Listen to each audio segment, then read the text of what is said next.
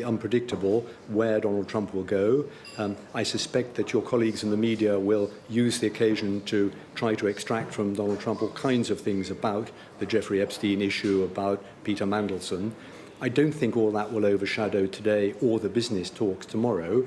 But yes, an invitation to someone as unpredictable and controversial as Donald Trump was always going to be a risk. I think the Prime Minister had to balance possible advantages against that. He could have waited and done it later in Donald Trump's term.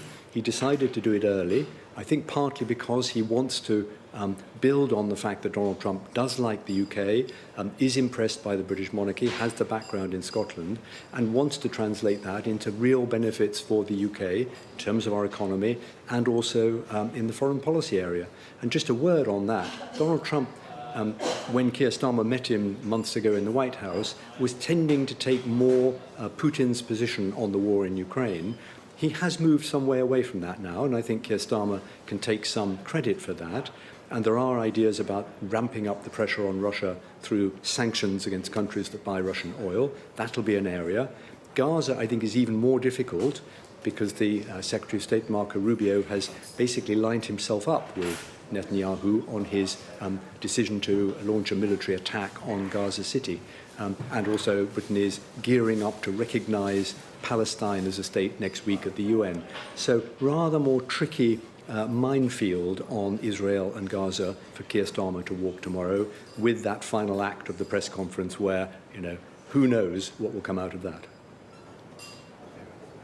Yeah, so many important conversations going on officially in those bilateral talks and on the sidelines as well. A lot of this done softly, those sort of off-the-record conversations. It all feeds into this diplomacy that will be operating behind the scenes, away from our eyes. You touched there on foreign policy, and of course that's going to be some of the most important conversations that the Prime Minister has with the President and other members of the government, with other members of Donald Trump's team. But for you, what would be a win foreign policy-wise for Sir Keir Starmer to come away from this state visit, having got a particular point across or having had the President concede or agree to something? What will be the most useful conversation and takeaway from any foreign policy discussions on this visit? I think the trade and technology outcomes are pretty much pre-scripted, and we will read about those in detail tomorrow.